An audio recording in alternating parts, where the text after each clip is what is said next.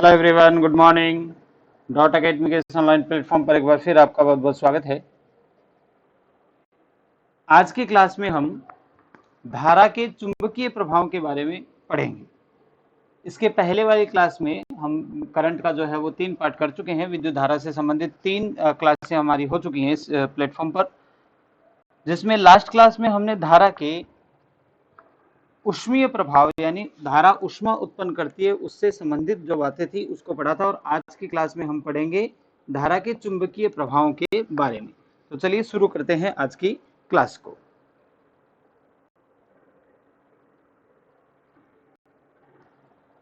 तो अपना टॉपिक है धारा के चुंबकीय प्रभाव।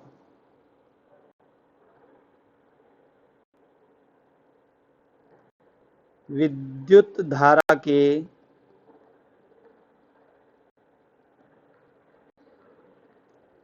चुंबकीय प्रभाव, ये हमारा आज का टॉपिक है। तो इसकी कहानी ये है कि जब परिपथ में धारा बहती है तो वो धारा अपने आसपास चुंबकीय क्षेत्र का निर्माण कर लेती है। इसको जो है हम धारा का चुंबकीय प्रभाव कहते हैं। तो इसकी क्या बात हुई, जब परिपथ में धारा प्रवाहित होती है तो परिपथ के आसपास जो है वो चुंबकीय क्षेत्र का निर्माण हो जाता है। परिपथ के आसपास चुंबकीय क्षेत्र का निर्माण हो जाता है, या चुंबकीय क्षेत्र उपस्थित वहां हो जाता है, चुंबकीय क्षेत्र उत्पन्न हो जाता है, चुंबकीय क्षेत्र का निर्माण हो जाता है, उत्पन्न हो जाता है। इसको जो है धारा का चुंबकीय प्रभाव कहते हैं। इसे जो है वो क्या कहते हैं, धारा का चुंबकीय प्रभाव कहते हैं। चुंबकीय प्रभाव कहते हैं। तो आज के क्लास में हमें चुंबक से रिलेटेड जितनी भी धारा से संबंधित और उसके चुंबकीय क्षेत्र से संबंधित बातें हैं वो सब पढ़नी है। तो इसके लिए देखो ऐसा होता है, इसके लिए ओरस्टेड ने एक प्रयोग किया। तो यहाँ अपन जो नेक्स्ट पॉइंट पढ़ते हैं वो है अपना ओरस्टेड का प्रयोग।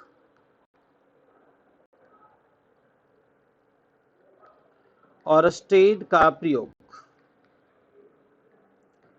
देखिए, यदि आपसे कोई पूछे कि धारा के चुंबकीय प्रभाव का खोजकर्ता कौन था, तो धारा के चुंबकीय प्रभाव का जो जिसने खोज की थी वो था ओरस्टेड। सबसे पहले ओरस्टेड ने ही बताया था कि जो है वो विद्युत धारा अपने आसपास चुंबकीय क्षेत्र का निर्माण करती है।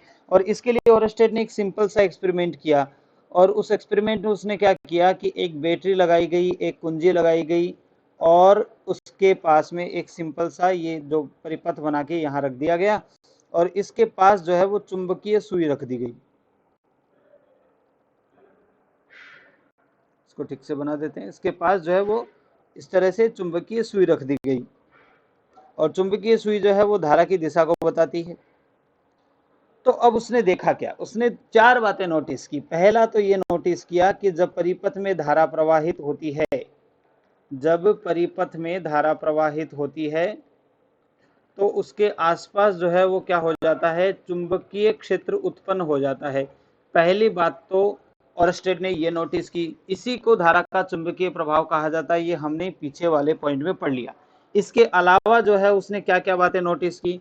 उसने पहला पॉइंट ये नोटिस किया कि जितना चुंबकीय क्षेत्र जो उत्पन्न होता है वो धारा के मान के समानुपाती होती है। यानी जितनी ज्यादा धारा परिपथ में प्रवाहित होगी उसके कारण बनने वाला चुंबकीय क्षेत्र उतना ही ज्यादा स्ट्रांग होगा। एक बात ये नोटिस की, धारा का मान ज्यादा तो बनने वाले चुंबकीय क्षेत्र का मान ज्यादा। दूसरा पॉइंट उसने नोटिस किया कि जब धारा की दिशा बदल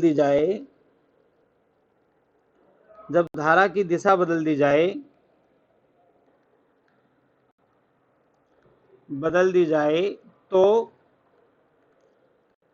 चुंबकीय क्षेत्र जो उत्पन्न हो रहा था उसकी दिशा भी बदल जाएगी, चुंबकीय क्षेत्र की दिशा भी बदल जाएगी।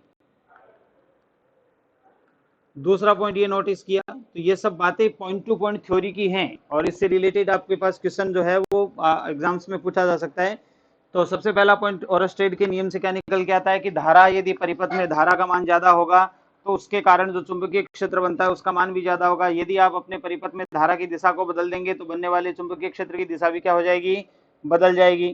क्लियर है। इसके अलावा जो है वो उसने एक पॉइंट नोटिस किया, वो ये था कि परिपथ के पास चुंबकीय क्षेत्र का मान ज्यादा होता है।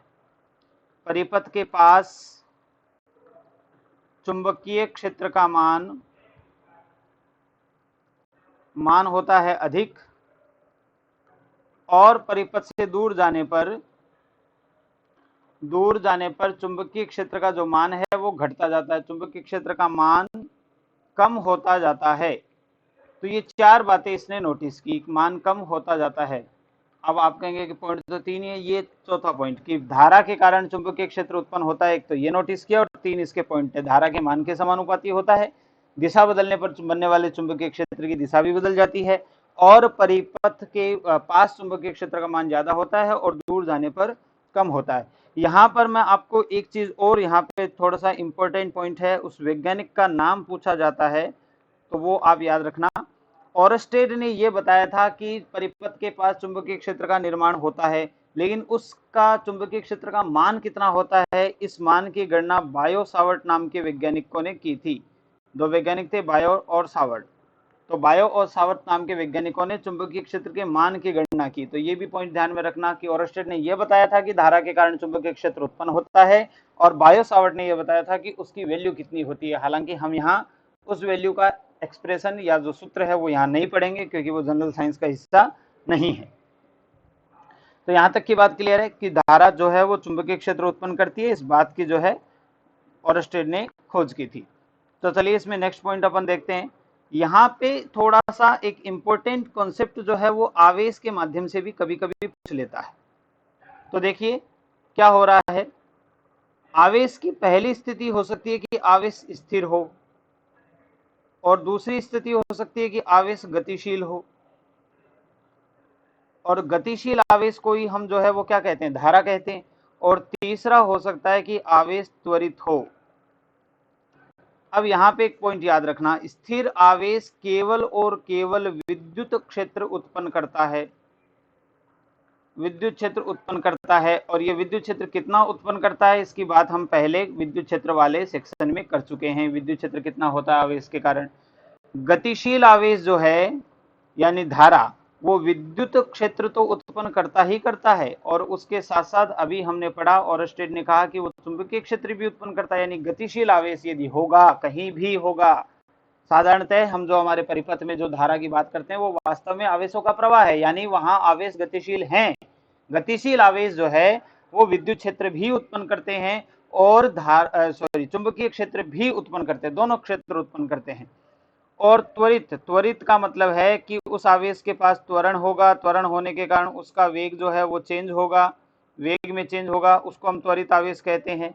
तो त्वरित आवेश जो है वो याद रखना विद्युत चुंबकीय तरंगों का उत्सर्जन करता है, विद्युत चुंबकीय तरंगों का उत्सर्जन करता है। विद्युत चुंबकीय तरंगों का एक छोटा सा पार्ट जो है वो हमने प्रकाश वाले लाइट वाले सेक्शन में पढ़ा था कि विद्युत चुंबकीय तरंगें क्या होती हैं। ये वे तरंगें होती है जिनको चलने के लिए माध्यम की आवश्यकता नहीं होती, और ये कैसे उत्पन्न होती हैं ये याद रखना, विद्युत चुंबकीय उत्पन्न कैसे होती है, त्वरित आवेश के कारण उत्पन्न होती है, और इसकी खोज जो है वो मैक्सवेल ने की थी। वहां अपन ने इतनी बातें इसके बारे में पढ़ी थी। तो ये भी एक इंपॉर्टेंट पॉइंट, आवेश के आधार पर भी ये सब चीजें पूछी जाती है। स्थिर आवेश विद्युत क्षेत्र उत्पन्न करता है, गतिशील आवेश विद्युत क्षेत्र और चुंबकीय क्षेत्र दोनों उत्पन्न करता है, और त्वरित आवेश जो है वो विद्युत चुंबकीय तरंगों का उत्सर्जन करता है। यहां तक की बातें आपको क्लियर होंगी। अब आगे बढ़ते हैं, इसमें चुंबकीय क्षेत्र से रिलेटेड ऑरस्टेड के बाद में कुछ और चीजें पढ़ते हैं, यहाँ क्या क्या पॉइंट अपने पास है, तो चलिए उसके बारे में जानते हैं। तो नेक्स्ट अपन पॉइंट पढ़ते हैं इसमें कि ऑरस्टेड ने यह बताया कि चुंबकीय क्षेत्र उत्पन्न होगा, लेकिन उस चुंबकीय क्षेत्र की दिशा किधर होगी। तो देखो अगला जो पॉइंट है वो अपने पास है चुंबकीय क्षेत्र की दिशा, चुंबकीय क्षेत्र की दिशा। देखो धारा के कारण उत्पन्न चुंबकीय क्षेत्र की दिशा ज्ञात करने के बहुत सारे नियम आपकी किताबों में लिखे होंगे, लेकिन मैं यहाँ सबसे एफिशिएंट नियम की चर्चा करता हूं जो हम हमेशा लगा के धारा की दिशा को जानेंगे, और वो नियम है दाएं हाथ के अंगूठे का नियम। दाएं हाथ के अंगूठे का नियम, और इसको इंग्लिश में कहते हैं राइट हैंड थंब रूल। तो इसके लिए RHTR लिखा जाता है, राइट हैंड थंब रूल। और ये पहले नियम क्या कहता है ये देख लेते हैं। नियम ये कहता है कि यदि दाएं हाथ की अंगूठा, दाएं हाथ का अंगूठा, दाएं हाथ का अंगूठा धारा की दिशा में हो, धारा की दिशा में हो, तो मुड़ी हुई अंगुलियां, मुड़ी हुई अंगुलियां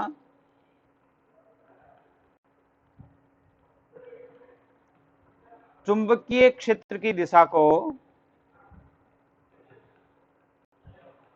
प्रदर्शित करती हैं।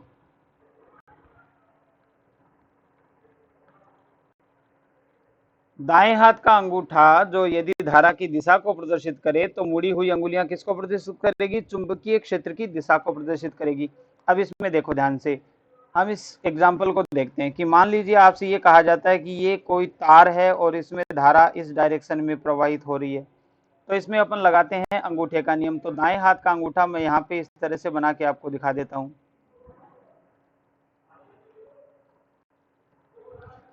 यदि दाएं हाथ का अंगूठा जो है वो इसकी डायरेक्शन में हो, धारा की डायरेक्शन में हो, तो देखो देखो धारा की डायरेक्शन इधर है, अंगूठा इधर है, तो ये जो मुड़ी हुई अंगुलियां हैं ये इस साइड अंदर मुड़ी हुई है, तो इसका जो चुंबकीय क्षेत्र बनेगा वो ऐसे बनेगा, ये इसके चुंबकीय क्षेत्र की डायरेक्शन होगी। और पेज को इस पर दिखाने से क्या करते हैं कि यदि इधर ये अपना धारा है तो इस साइड से तो चुंबकीय क्षेत्र अंदर जा रहा है और इस साइड से चुंबकीय क्षेत्र बाहर आ रहा है, इस तरह से ये सर्कल बनेगा, एक रिंग टाइप बनेगा।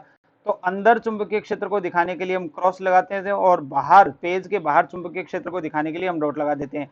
तो यदि हमसे इस तार का कोई चुंबकीय क्षेत्र पूछेगा तो हम कहेंगे कि यहाँ तो अंदर की तरफ है और यहाँ बाहर की तरफ है। समझ में आ रही है ये बात? कोई दिक्कत इसमें? ये दाएं हाथ के अंगूठे का नियम है। अच्छा, इसमें एक वाइस वर्सा स्टेटमेंट, इसका उल्टा स्टेटमेंट भी है, वो क्या है उसको भी समझ लेते हैं। कई बार मुड़ी हुई अंगुलियां धारा की दिशा में होती है तो अंगूठा चुंबकीय क्षेत्र की दिशा में हो जाता है। ये स्टेटमेंट भी इसका है। यदि मुड़ी हुई अंगुलियां, मुड़ी हुई अंगुलियां धारा की दिशा को प्रदर्शित करे, धारा की दिशा को प्रदर्शित करे,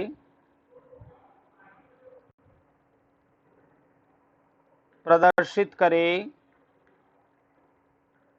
तो मुड़ी हुई अंगुलियां धारा की दिशा को प्रदर्शित करे तो अंगूठा जो है वो चुंबकीय क्षेत्र की दिशा को प्रदर्शित करेगा। अंगूठा चुंबकीय क्षेत्र की दिशा को प्रदर्शित करेगा, दिशा को प्रदर्शित करेगा। इसके लिए एग्जाम्पल के तौर पर हम क्या ले लेते हैं? इसके लिए एग्जाम्पल के तौर पे ले लेते हैं कि मान लीजिए इस तरह से कोई वायर है और ये मोड़ा हुआ वायर है, इस तरह से,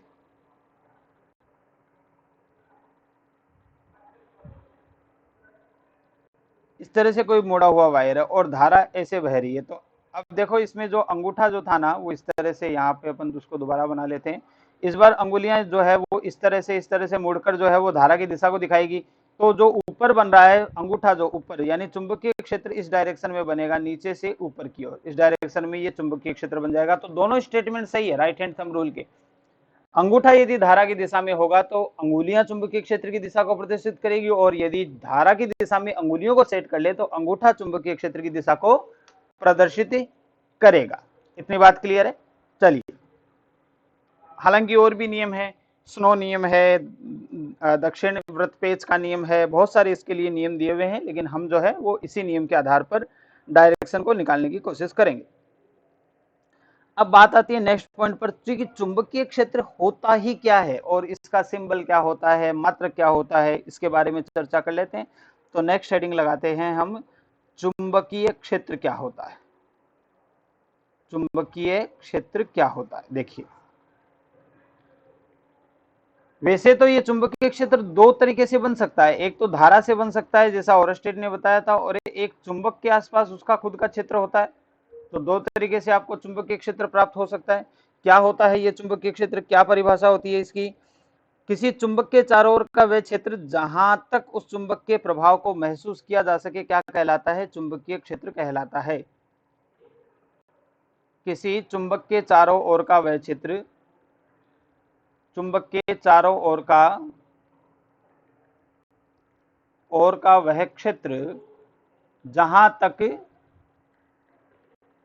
तक उस चुंबक के प्रभाव को, उस चुंबक के प्रभाव को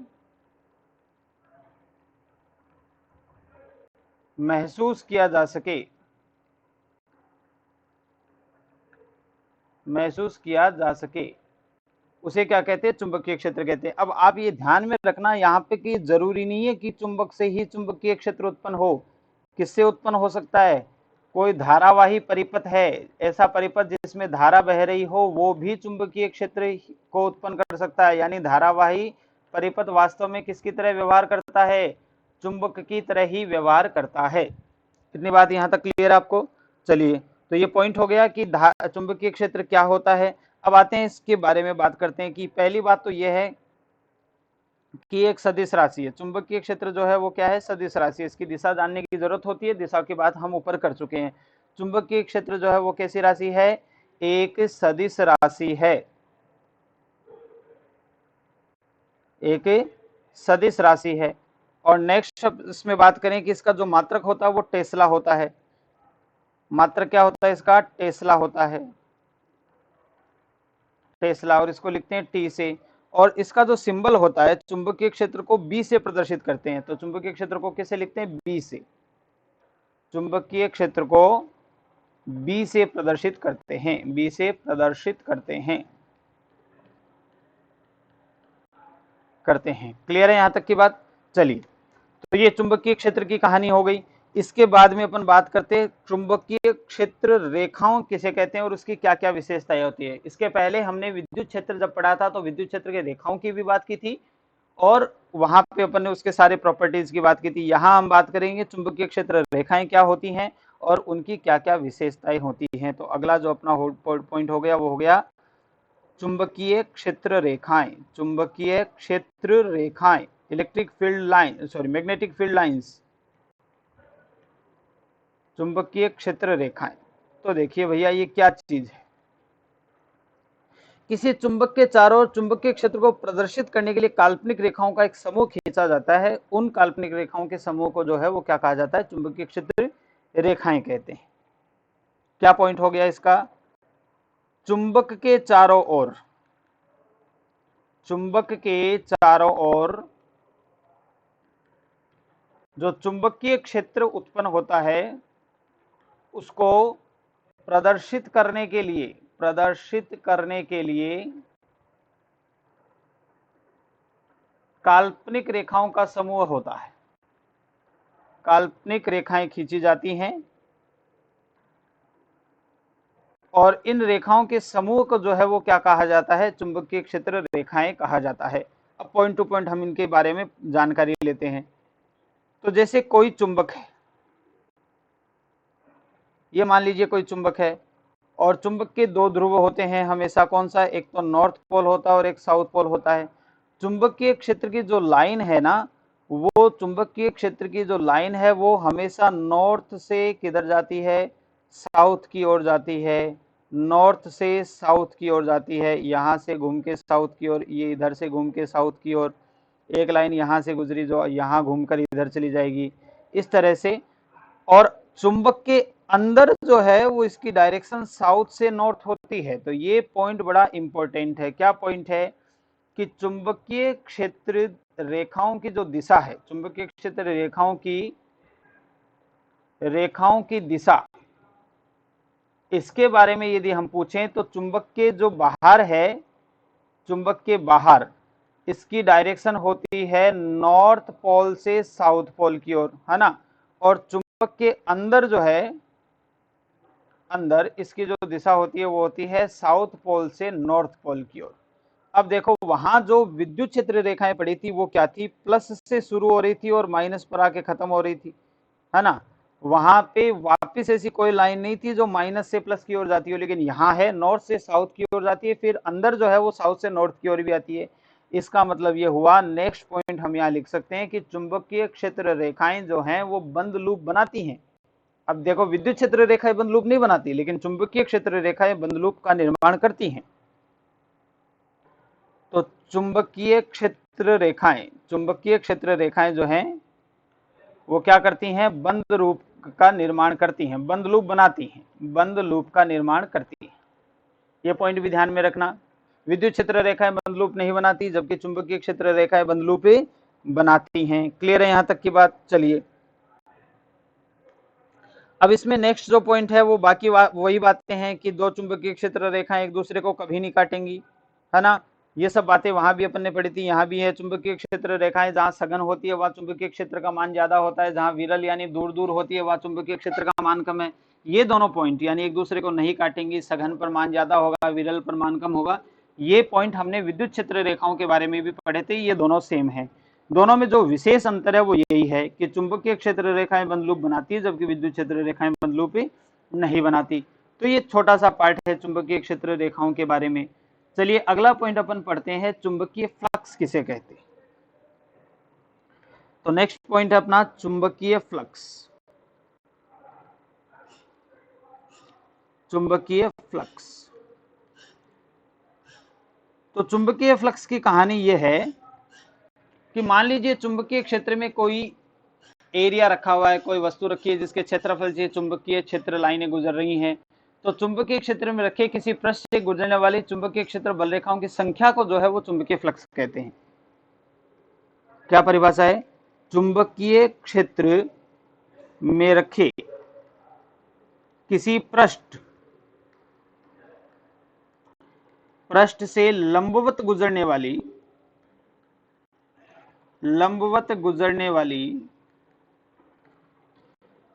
चुंबकीय क्षेत्र बल रेखाओं की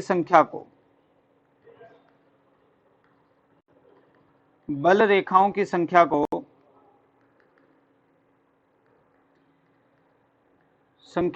जो है चुंबकीय फ्लक्स कहते हैं।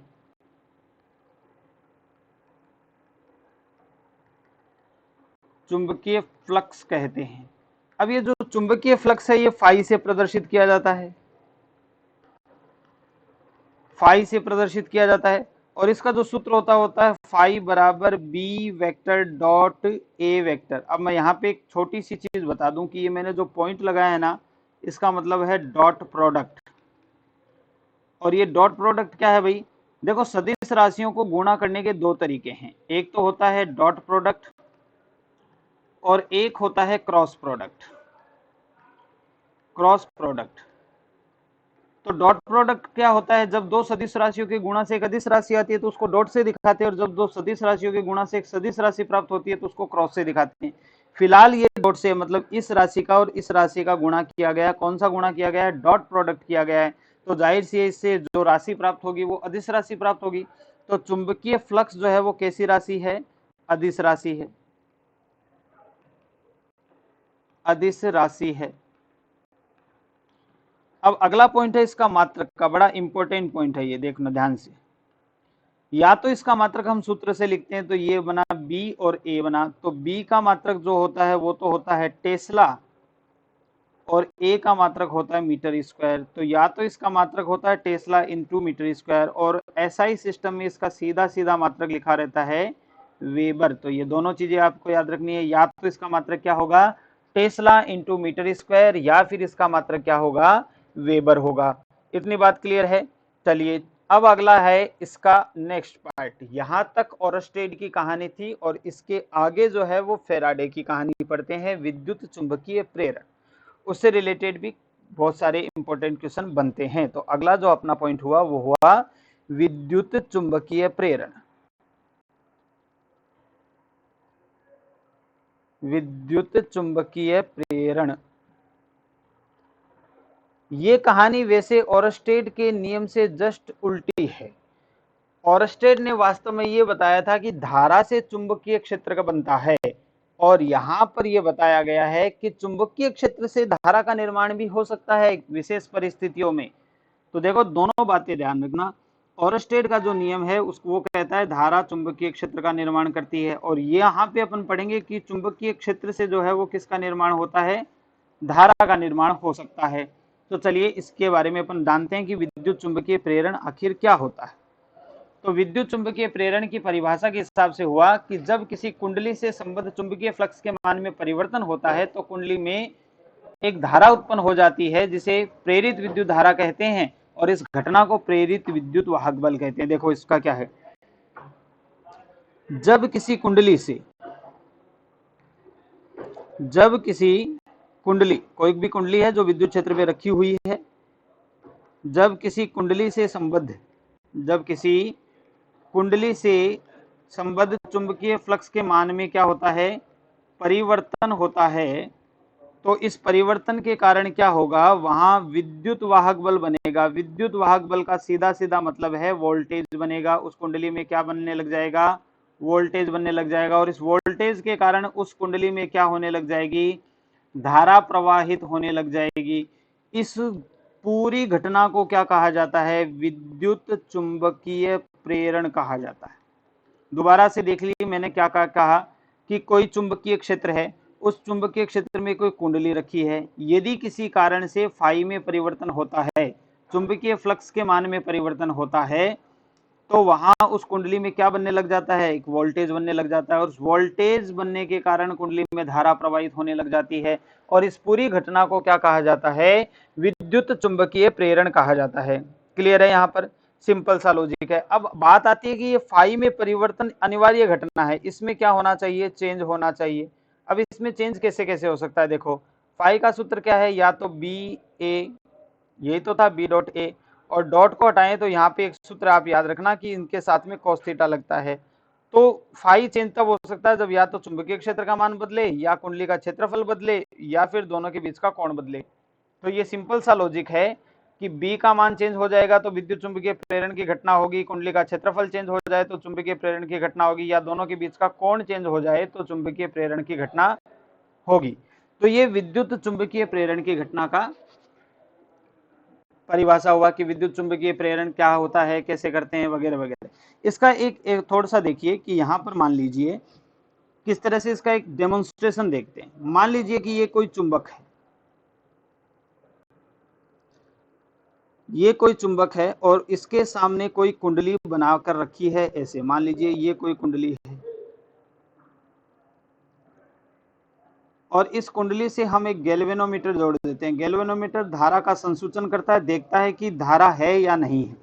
अब ध्यान से देखना, ये जो परिपथ आपने बनाया हुआ है, इस परिपथ में कहीं भी जो है वो आपको बैटरी लगाई हुई नहीं दिखाई देती, लेकिन हम ये जानते हैं कि नॉर्थ साउथ, इसका ये इस तरह से ले लेते हैं, यहाँ से चुंबकीय क्षेत्र रेखाएं जो है वो गुजर रही है और वो आगे जाके इस कुंडली से भी गुजरती हैं। यदि मैं क्या करूं, इसको आगे पीछे करूं, फेराडे का एक्सपेरिमेंट बता रहा हूं, यदि मैं चुंबक को इधर बढ़ाऊं या इधर बढ़ाऊं, तो यदि इधर बढ़ाऊंगा तो कुंडली से संबंधित ये लाइनें से गुजरेंगी, तो फ्लक्स के मान में चेंज होगा। और बैटरी ना होने के बावजूद भी इस परिपथ में जो है वो क्या होने लग जाती है, धारा प्रवाह होने लग जाती है। तो इस घटना को जो है वो क्या कहा जाता है, विद्युत चुंबकीय प्रेरण कहा जाता है। और ये किस वैज्ञानिक ने ये सब किया था, फेराडे नाम का एक वैज्ञानिक था जिसने ये सब जो है वो प्रेक्षित किया था। तो इसके लिए फेराडे ने जो दो नियम भी दिए थे विद्युत चुंबकीय प्रेरण के लिए, क्या क्या नियम दिए थे उनकी अपन चर्चा करते हैं। तो विद्युत चुंबकीय प्रेरण के लिए फेराडे के नियम, अगला पॉइंट है विद्युत चुंबकीय प्रेरण के लिए फेराडे के नियम। विद्युत चुंबकीय प्रेरण के लिए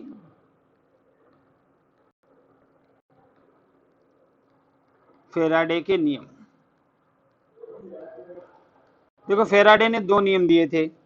सबसे पहले बात करते हैं हम प्रथम नियम की। तो प्रथम नियम तो कुछ भी नहीं है, जो अभी हमने पढ़ा है वो का वही है प्रथम नियम। फेराडे ने जो स्टेटमेंट दिया था वो उसके प्रथम नियम के तौर पर जाना जाता है। क्या कहा था उसने कहा था जब किसी कुंडली से संबंधित फ्लक्स के मान में परिवर्तन होता है तो कुंडली में प्रेरित धारा उत्पन्न होती है और इस घटना को विद्युत चुंबकीय प्रेरण कहते हैं। यानी विद्युत चुंबकीय प्रेरण की परिभाषा ही फेराडे का प्रथम नियम है। तो इसको यहाँ पर लिख लेते हैं, जब किसी कुंडली से संबंधित फाई के मान में चेंज हो रहा, अच्छा चेंज ही होना चाहिए, चाहे बढ़े चाहे घटे, उससे कोई लेना देना नहीं है, बट बस बदलना चाहिए। फाई के मान में चेंज होता है तो कुंडली में प्रेरित धारा प्रवाहित होती है।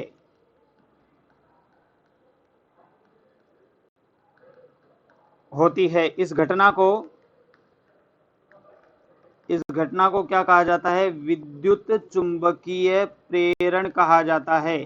अच्छा, एक चीज इसमें और विशेष ध्यान रखना, जो धारा बह रही है ना, उसका विशेष नाम दिया जाता है। क्या नाम दिया जाता है? प्रेरित धारा, और इंग्लिश में इसको कहते हैं इंड्यूस्ड करंट। प्रेरित धारा प्रवाहित होती है भाई साहब, ठीक है। जो धारा प्रवाहित हो रही है उसको नाम दिया रहा है, क्योंकि वो चुंबक की प्रेरणा से उत्पन्न हुई है, इसलिए उसको प्रेरित धारा उत्पन्न कहते हैं। और जो पूरी प्रोसेस है, इसको विद्युत चुंबकीय प्रेरण कहते हैं।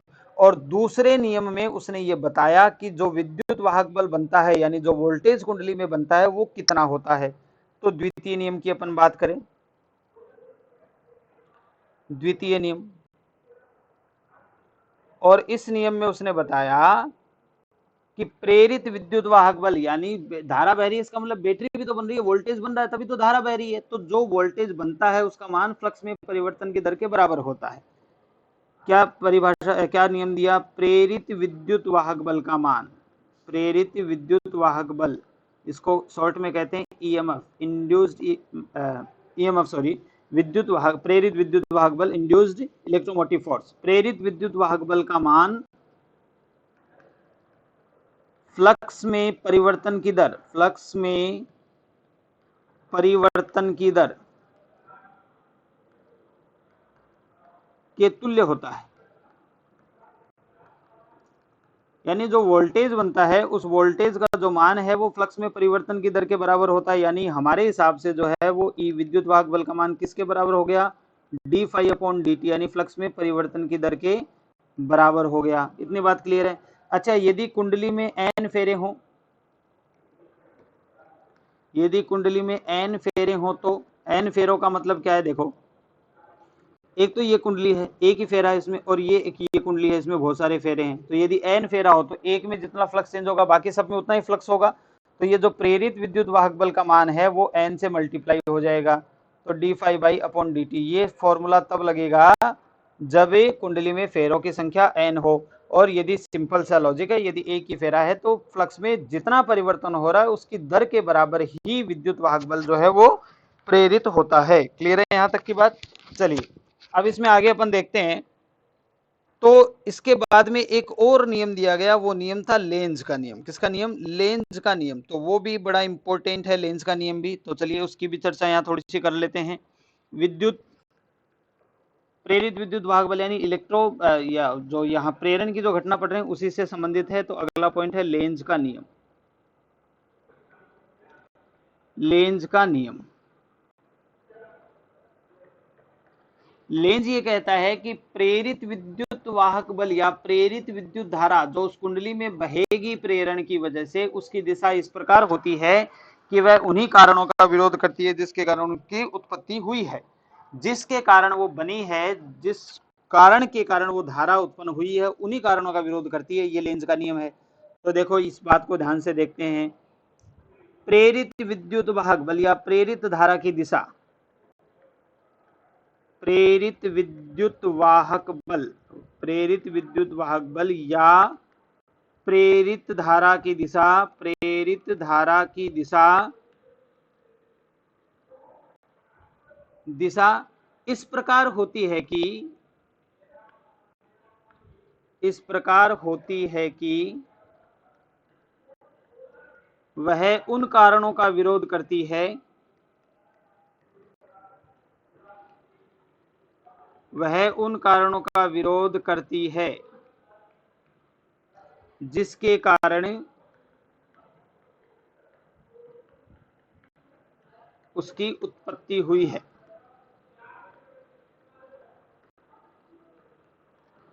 अब देखिए भाई, क्या मतलब है इसका? इसने एक चीज एक्स्ट्रा ऐड की। उसने ये कहा कि ये जो सूत्र है ना, N D phi by D T, जो अभी हमने पढ़ा था, जो फेराडे ने दिया था, उसमें इसने माइनस और लगा दिया और कहा इस माइनस का मतलब है कि ये विरोधी है, उन कारणों का विरोध करेगा जिसके कारण इसकी उत्पत्ति हुई है। तो कई बार आपको एग्जाम में पूछा जाता है कि फेराडे का नियम क्या है, और उसमें ये दोनों ऑप्शन होते हैं, ई बराबर N D phi by D T भी होता है, और या ये भी होता है, तो minus N D phi by D T. तो यदि ये दोनों ऑप्शन है तो ध्यान से देख लेना, यही ऑप्शन सही है, ये ऑप्शन गलत है, क्योंकि इसमें जो माइनस का निशान है वो फेराडे ने नहीं बताया था, वो लेंज ने बताया था। तो इस सूत्र को जो है वो सिंपल रूप से लेंज एंड फेराडे का नियम कहते हैं। क्या कहते हैं? लेंज एंड फेराडे का नियम कहते हैं। क्यों? क्योंकि ये दोनों का संयुक्त रूप है। इसमें D phi by D T का जो समीकरण है वो फेराडे ने परिभाषित किया, और माइनस का जो समीकरण है वो लेंज ने परिभाषित किया। तो यहाँ इस तरह से ये लेंज और फेराडे का नियम कहलाता है। क्लियर है? हाँ, यदि मान लीजिए कि ये ऑप्शन ना हो और यही ऑप्शन और आपसे पूछे कि फेराडे का दूसरा नियम क्या है, तब अपन इसमें टिक लगा देंगे, कोई दिक्कत नहीं है। लेकिन यदि दोनों ऑप्शन एक साथ मौजूद हो तो जिसमें माइनस नहीं होगा वो फेराडे का नियम होगा। क्लियर है यहाँ तक की बात? अब चलो, कुछ डायरेक्शन होती हैं, उसका भी यहाँ आपको चर्चा करना जरूरी है, वो लेंज के नियम के आधार पर ही है, वो भी बता देता हूँ। 4 कंडीशन आपसे पूछी जाती है। पहली कंडीशन है ये कि नॉर्थ पोल को पास ले जाया जा रहा है एक कुंडली के। दूसरी है ये कि नॉर्थ पोल को दूर ले जाया जा रहा है एक कुंडली से। तीसरी कंडीशन है ये कि साउथ पोल को पास ले जाया जा रहा है कुंडली के। और चौथी कंडीशन है ये कि साउथ पोल को दूर ले जाया जा रहा है इस कुंडली से। तो बताओ इसमें धारा की दिशा क्या होगी? तो धारा की दिशा के लिए एंटी क्लॉकवाइज या क्लॉकवाइज की अपन बात करते हैं, तो ध्यान से देखो, हमें तो ये देखना है कि विरोध करना है। तो सिंपल सा लॉजिक है, ये पास आ रहा है और इस कुंडली में जो धारा की दिशा है उसको इसका विरोध करना है, यानी इसको वापस भेजना है। और इसके लिए वो नॉर्थ पोल की तरह बिहेव करेगा। नॉर्थ पोल बनेगा तभी तो इसके पास आने का विरोध करेगा, इनमें प्रतिकर्षण लगने लग जाएगा तभी तो इसका विरोध होगा। तो नॉर्थ पोल की तरह बिहेव करेगा, और नॉर्थ पोल की तरह बिहेव करने का मतलब है जो दिशा है वो कैसी हो जाएगी? एंटी क्लॉकवाइज हो जाएगी। कैसी हो जाएगी? एंटी क्लॉकवाइज, या फिर हम बात करें तो ये वामावृत दिशा हो जाएगी। ठीक है? और यदि नॉर्थ को दूर ले जाएं तो यदि ये एस बन जाए तो उसके जाने का विरोध करेगा, उसको वापस पास बुलाएगा आकर्षण के कारण। तो एस बनने का मतलब है कि क्लॉकवाइज डायरेक्शन में दिशा बहेगी, घड़ी की दिशा के दक्षिणावर्त दिशा बहेगी। इसी प्रकार एस यदि पास आ रहा है तो इसका विरोध करने के लिए ये एस बन जाएगा ताकि प्रतिकर्षण लगे और ये दोनों एक दूसरे का विरोध करे। तो एस का मतलब है कैसी दिशा है? ये क्लॉकवाइज है। और एस को दूर ले जाया जा रहा है तो ये यहाँ क्या बनेगा? एंटी क्लॉकवाइज डायरेक्शन में दिशा, इसमें धारा जो है वो बहेगी। तो ये 4 कंडीशन के आधार पर आपको कुछ पूछा जा सकता है डायरेक्शन से संबंधित। क्लियर है यहाँ पर? अब एक चीज और है, वो इतनी इंपॉर्टेंट चीज है कि वो वास्तव में जो धारा है एम्पियर, 1 एम्पियर को परिभाषित करने के लिए अंतरराष्ट्रीय संस्थाएं उसको काम में लेती हैं, लेकिन हमारे यहाँ पे उसका क्वेश्चन इस तरह से पूछा जाता है। देखिए, उसको क्वेश्चन की तरह ही मैं नोट कर लेता हूं। आपको वो ये कहता है कि 2 तार हैं एक दूसरे के आमने सामने, इसमें ऐसे धारा बह रही है और इसमें ऐसे धारा बह रही है, मतलब समान दिशा में धारा बह रही है। और दूसरी कंडीशन में वो आपको दे सकता है कि एक में धारा जो है वो इधर बह रही है और एक में धारा जो इधर बह रही है। तो बताओ इनमें आकर्षण लगेगा कि प्रतिकर्षण लगेगा? तो देखो ध्यान से, यहाँ पे अपन बनाते हैं तो दाएं हाथ के अंगूठे का नियम यहाँ पे यूज करते हैं। धारा की दिशा में अंगूठा सेट करते हैं तो मोड़ी हुई अंगुलियां, यानी इधर तो अंदर की तरफ बनेगी और इधर बाहर की तरफ चुंबकीय क्षेत्र बनेगा। और इसका बनाएं तो ये भी यहाँ पे कुछ यूं ही बनेगा। धारा की दिशा में जो है वो अंगूठा सेट कर लिया तो इधर अंगुलियां मुड़ी हुई हैं तो इधर अंदर की तरफ बनेगा और इधर बाहर की तरफ बनेगा। तो आमने सामने विपरीत दिशा के पोल आए हैं। समझ में आ रही बात? मतलब विपरीत अलग अलग पोल आए हैं और अलग अलग चुंबकीय ध्रुवों के बीच में जो क्या होता है वो आकर्षण होता है।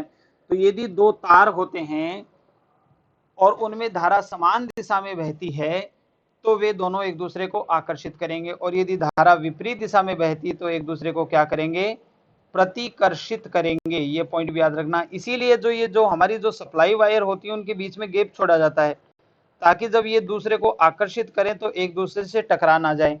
तो इनमें बीच में गैप छोड़ने का एक कारण ये भी है कि दो तारों में यदि समान दिशा में धारा प्रवाहित होती है तो वे आकर्षित होते हैं एक दूसरे से, और आकर्षित होकर वे एक दूसरे से टकरा नहीं जाएं, इसलिए इनके बीच में एक निश्चित गैप छोड़ा जाता है कैलकुलेट करके।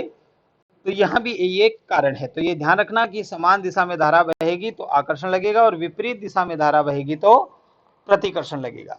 तो ये धारा के चुंबकीय प्रभाव से संबंधित कुछ कहानियां थी। तो आज की क्लास में इतना ही। मिलते हैं एक और बेहतर क्लास में एक नए टॉपिक के साथ।